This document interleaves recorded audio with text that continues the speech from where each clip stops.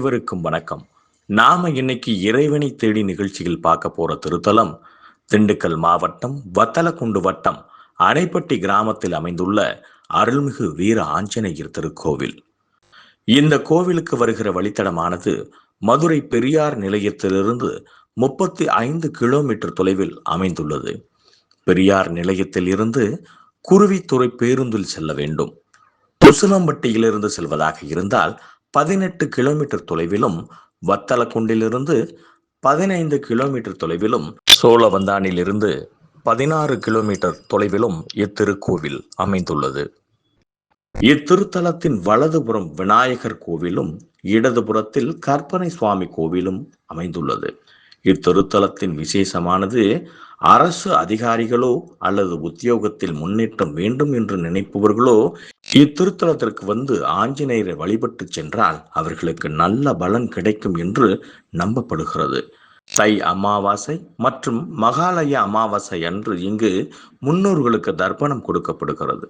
இத்திருத்தலமானது வைகை நதியின் கரையில் ரம்யமாக அமைந்துள்ளது.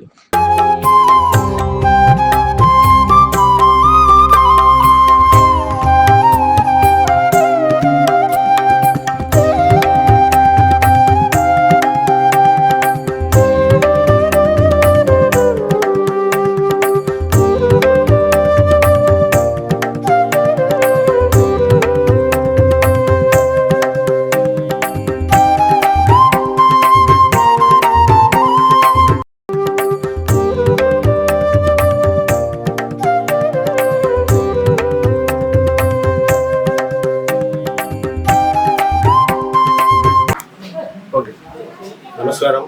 அடியேன் விஜயராகவன், ஸ்ரீ ஆஞ்சநேயர் திருக்கோயில் பட்டாச்சாரியார், அணைப்பட்டி.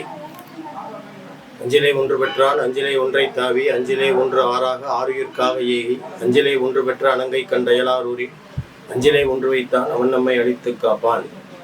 திண்டுக்கல் மாவட்டம் நிலக்கோட்டை வட்டம் அணைப்பட்டி என்னும் கிராமத்தில் அருள்மிகு ஸ்ரீ ஆஞ்சநேயர் திருக்கோயில் அமைந்துள்ளது. இது நிலக்கோட்டையிலிருந்து ஒரு 10 கிலோமீட்டர் இருக்கும்.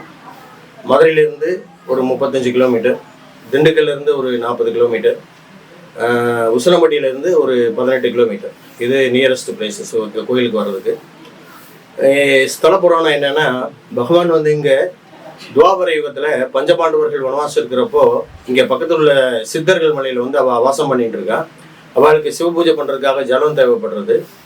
பீமனை வந்து ஜலம் எடுக்கிறதுக்காக கீழே அனுப்புறா. மலையினுடைய அடிவாரத்தில் வைகனுடைய பிராணப்பயிர் வேகவதி அடர்ந்த காட்டுக்கு நடுவில் ஜலசப்தத்தோட ஓடிட்டு இருக்கு. பீமன் வந்து இங்கே ஜலம் எடுக்க வரப்போ ஆஞ்சநேயர் இந்த இடத்துல ஒரு பெரிய வானரமாக உருமாறி இவரை ஜலம் எடுக்க விடாமல் தடுக்கிறார். இவர் 2 பேருக்கு இடையில யுத்தம் நடக்கிறது. இவரை மீறி ஆஞ்சநேயர் மீறி இவரால் ஜலம் எடுத்துன்னு போக முடியல பீமன்னால. திரும்ப மேலே அண்ணாட்ட போய் மலையில போய் அண்ணாட்ட யுதிஷ்டர்கிட்ட போய் சொல்றார், இந்த மாதிரி அங்கே ஒரு வானரம் வழிமறிச்சுட்டு ஜலம் தர மாட்டேங்கிறது அப்படின்ட்டு. யுதிஷ்டர் அங்கேருந்து ஞான திருஷ்டியை பார்க்குறப்போ இவர் ஆஞ்சநேயர் அப்படிங்கிறது அவருக்கு தெரியுது. பீமனும் ஆஞ்சநேயரும் வாயு புத்திரர்கள், 2 பேருமே அண்ணா தம்பி தான். உடனே யுதிஷ்டர் சொல்கிறார், அவர் ஆஞ்சநேயர் தான், உனக்கு அண்ணா தான், அவரை நமஸ்காரம் பண்ணி ஜலம் கையில தருவா அப்படின்னு சொல்லி திரும்ப கீழே அனுப்புகிறார். திரும்ப பீமன் கீழே வந்து ஆஞ்சநேயரை நமஸ்காரம் பண்ணி, அண்ணான்னு தெரியாமல் அபச்சாரம் பண்ணிட்டேன், மன்னிச்சுக்கோங்க அப்படின்னு சொல்லிட்டு மன்னிப்பு கேட்குறார். அதுக்கப்புறம் ஆஞ்சநேயர் அவரை தூக்கி ஆலிங்கனம் பண்ணி, நீ தம்பின்னு தெரியும்பா, உங்கள்கிட்ட சும்மா விளையாண்டேன் அப்படின்னு சொல்லிட்டு ஆசீர்வாதம் பண்ணி அதுக்கப்புறம் ஜலம் எடுத்து கொடுக்குறார். அதுக்கப்புறம் அவன் மேலே போய் சிவ பூஜை பண்ணதான் ஐதீகம். இப்போ அந்த மலையில பார்த்தேன்னா பாண்டவர்கள் வாழ்ந்த குகை, அவங்க படுத்த அந்த கல்லினாலான படுக்கைகள், அவள் பூஜை பண்ண சிவலிங்கம் எல்லாமே இன்றைக்கும் மலையில பார்க்கலாம். சுவாமி வந்து இங்கே பீமனுக்கு காட்சி கொடுத்ததுனால சுவாமி இங்கே நின்று திருக்கோலத்தில் இருக்கார்.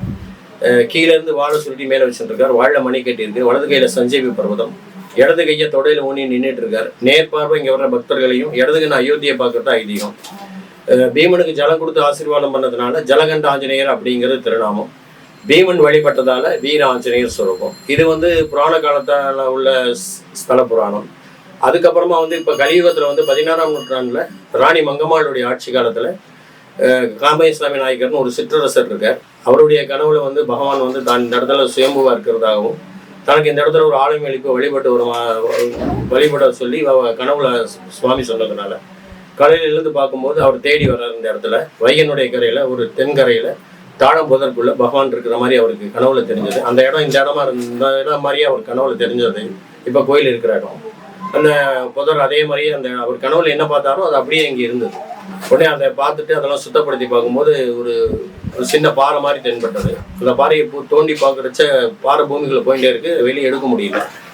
அதில் பகவானுடைய அமைப்பு ஓரளவுக்கு இருந்தது. அதில் சரி இதுதான் பகவான் போல இருக்கு அப்படின்னு சொல்லிட்டு அவருக்கு அசரீரியாக ஏதோ தெரிஞ்சது. தெரிஞ்ச உடனே சிற்பிகளை கூப்பிட்டு பகவானுடைய விக்கிரகத்தை அதிலேயே வடிச்சுட்டார். அந்த பாறையிலேயே வடிச்சுட்டு அந்த இருக்கிற கர்ப்ப கிரகமும் அடுத்து உள்ள மண்டபமும் ராணி மங்கம்மாள் காலகட்டத்தில் 16ஆம் நூற்றாண்டு ராணி மங்கம்மாளுடைய ஆட்சி காலத்தில் கட்டப்பட்டது. அதுக்கப்புறம் இப்போ வெளியில் உள்ள மண்டபங்கள் இதெல்லாமே வந்து 1947 பிரிட்டிஷ் கவர்மெண்ட்டில் கட்டப்பட்டது. ரொம்ப புராதனமான கோயில். பகவான் சுயம்பு மூர்த்திங்க, பூமியிலேருந்து தானாக வந்தவர். அதுதான் விசேஷம்.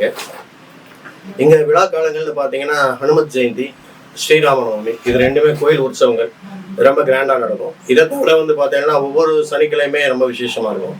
அதே மாதிரி அமாவாசைகளில் வந்து மகாலய அமாவாசை, புரட்டாசி அமாவாசை, இது மகாலய அமாவாசை, தை அமாவாசை, ஆடி அமாவாசை, இதெல்லாம் வந்து ரொம்ப விசேஷமாக இங்கே மூதாதையர்களுக்காக திதி கொடுக்கறதுக்காக, தர்ப்பணம் பண்ணுறதுக்காக இங்கே வைகாத்தங்கரையில் பண்ணிட்டு ஆஞ்சநேயரை பிரார்த்தனை பண்ணி இங்கே தீபம் ஏற்றிட்டு போகிறான். அவன் ஆத்மா சாந்தி அடையும் அப்படிங்கிறது இங்கே உள்ள மக்களுக்கு அது ஒரு நம்பிக்கை.